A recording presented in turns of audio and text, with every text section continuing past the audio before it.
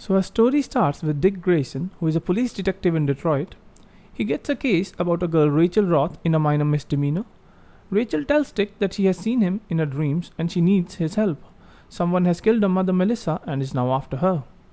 Dick doesn't believe her at first, but then Rachel is kidnapped by the same people who also killed her mother Melissa. By the time Dick arrives to save Rachel, the kidnappers are already dead. They are killed by a dark power inside Rachel. After this, Dick takes her and finds some place where they can be safe. He takes her to his old crime-fighting friends Hank and Don. Rachel learns that Dick and Don used to be in a relationship, but now Don is with Hank.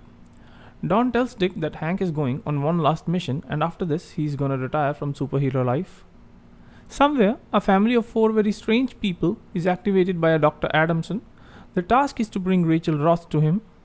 They learn that Rachel is with Dick Grayson, but Dick is not in town, so they torture Dick's partner, Amy Rohrbach, and kill her. They come to Hank and Don's house and beat all of them.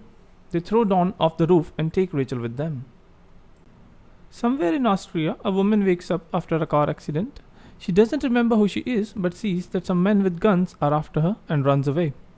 With the items in her purse, she tracks down the hotel she was staying in and learns that her name is Corey Anders.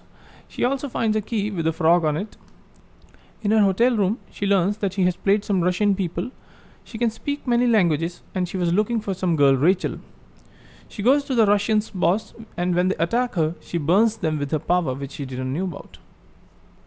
Corey starts tracking Rachel after that. She goes to her house where her mother was killed and takes a photograph of her.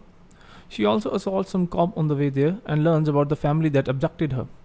Corey goes after them and burns the father of that family and asks Rachel to come with her. She tells her that although she doesn't know who she is or why she was looking for Rachel, she feels that Rachel will be safer with her than these people.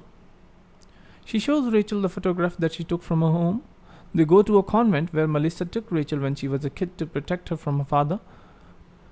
Corey asks one of the sisters at the convent about the key with the frog keychain. The sister tells her that this is for a local arcade there. Corey and Rachel go to the arcade, and while Rachel is playing games at the arcade, Corey uses that key for the locker and finds another key for a storage facility. Dick goes to the scene where Corey burned that guy and using the security cameras there, he tracks her car. He also arrives at the arcade. He and Corey go to check out that facility and leave Rachel at the convent. There, they see some ancient languages and texts about prophecies. Although Corey can speak the ancient language, she can't really understand the meaning. Corey says that although she is not sure, the prophecy says that Rachel is maybe the destroyer of the worlds. Dick clicks some photos of these texts and prophecies.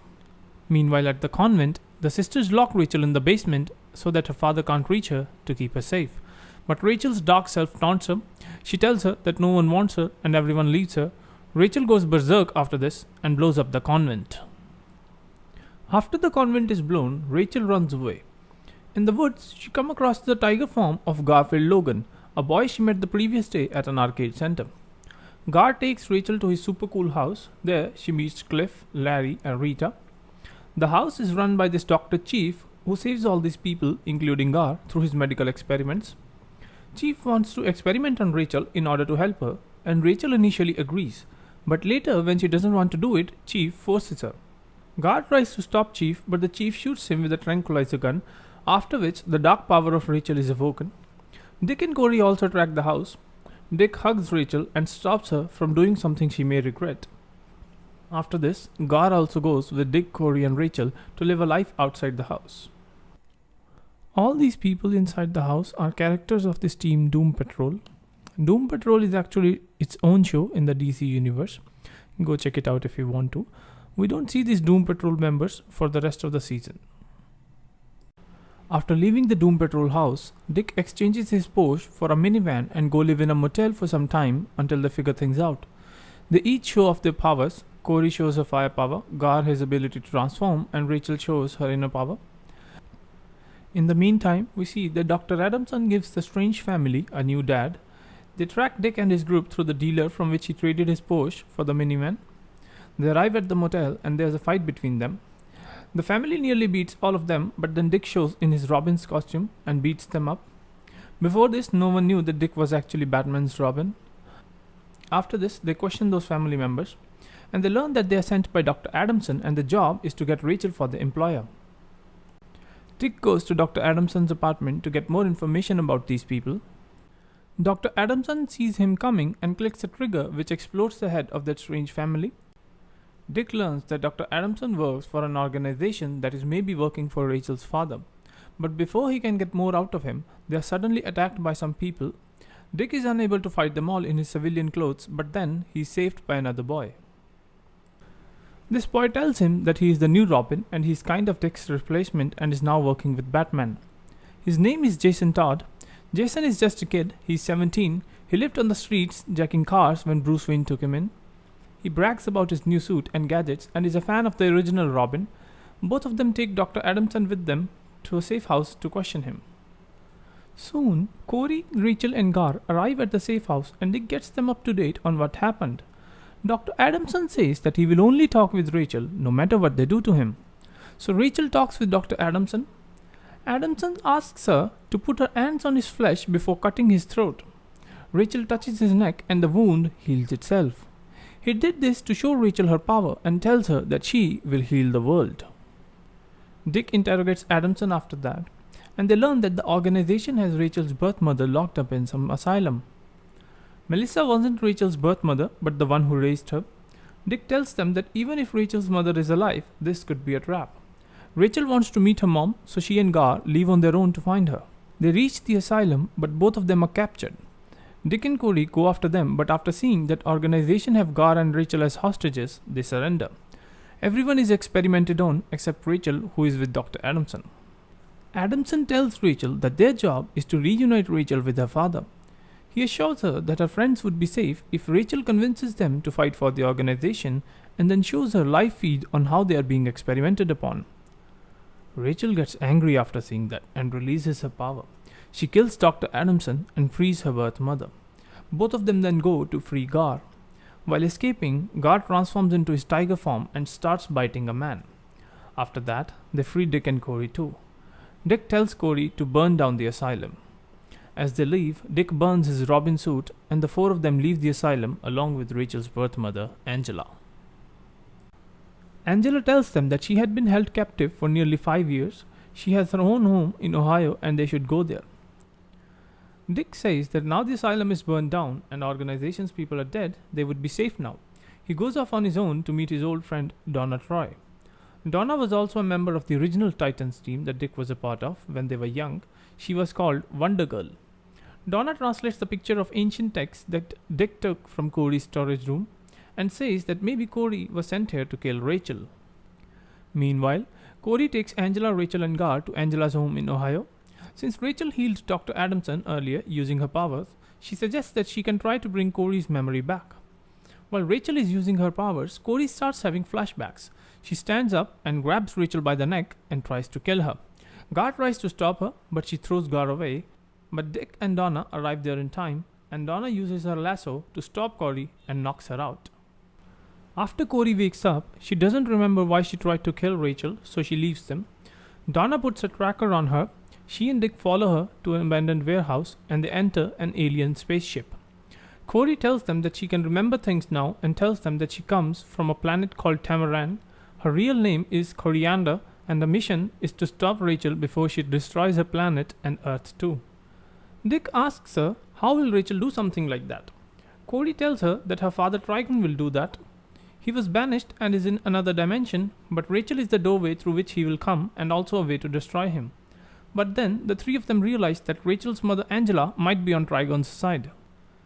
Meanwhile at home, Gar starts having hallucinations about the man he killed when he was in his tiger form. He gets sick and blood starts pouring from his face. Angela tells Rachel that she can heal Gar with her power. Rachel tries to save him, but it doesn't work. And Angela says that maybe Rachel's father can save him. He is stronger than Rachel and he would save Gar for her.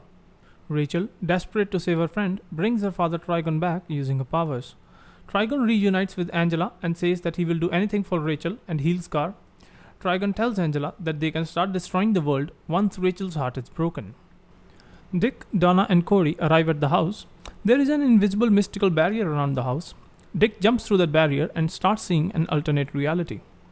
In this reality, 5 years have now passed. Dick is married to Dawn and has a boy with her. They are also expecting another child very soon. Dick meets with Jason Todd, who tells him that Batman is going to kill Joker soon. He has no one now, since Gordon, Barbara, and Alfred are all dead. Jason tells him to stop Batman before he crosses the line. So Dick goes to Gotham. Gotham has really gone to shit and there's crime everywhere. Before Dick can meet with Batman, he kills Joker along with every patient at Arkham Asylum and even the staff members. So Dick reveals Batman's identity to the police and says that he will lead the operation to catch him. He sends a SWAT team along with Corey to the Batcave, but Batman murders everyone. Dick is then angry and he bombs the Wayne Manor. He then goes to the Batcave and sees Batman struggling under the collapsed roof. Dick then kills Batman and tells him that he has finally become what Bruce wanted him to be. But all of this was a fantasy created by Trigon so that Dick can embrace his dark side. And the season ends with Dick enslaved by Trigon's powers. So guys, this was the main plotline of the series. There are 2 subplots in the series too. The first is about Dick Grayson when he was a kid. Dick, along with his parents, worked in a circus, but one day his parents are killed in an accident. But soon he learns that it wasn't really an accident, rather they were murdered. Since Bruce Wayne was there when his parents died, he adopts Dick and then trains him to be a vigilante. But now, Dick doesn't have a very good relationship with Bruce and also warns Jason Todd about Bruce. The second plotline is about Hank and Dawn. When Hank was a kid, he was sexually abused by his football coach, and he did it in order to save his brother from getting abused by this coach. When they grow up, they decide to become vigilantes who punish these sex offenders and child molesters. One day, Hank and his brother bump into Dawn and her mother when suddenly there's a road accident. Hank's brother and Dawn's mother are both killed in this accident. As both of them are grieving, the two meet each other in a support group and they become good friends very soon. One day, Dawn finds out that Hank was a vigilante. He tells her about his coach and the reason he became a vigilante, but he couldn't face him. Dawn then tracks the school coach and asks him to confess. Both of them fight each other, but then Hank arrives to finish him. And this is how Hank and Dawn start their journey together. Okay guys, so this was Titans Season 1. If you enjoyed my work, then please drop a like. If you have any suggestions, then please let me know by dropping a comment down below. My goal is to make a lot of these recaps, preferably before a new season starts. I generally watch English, Hindi, Korean and Japanese anime series. So if you like me to cover some series, please let me know. Thank you for watching guys. Have a nice day.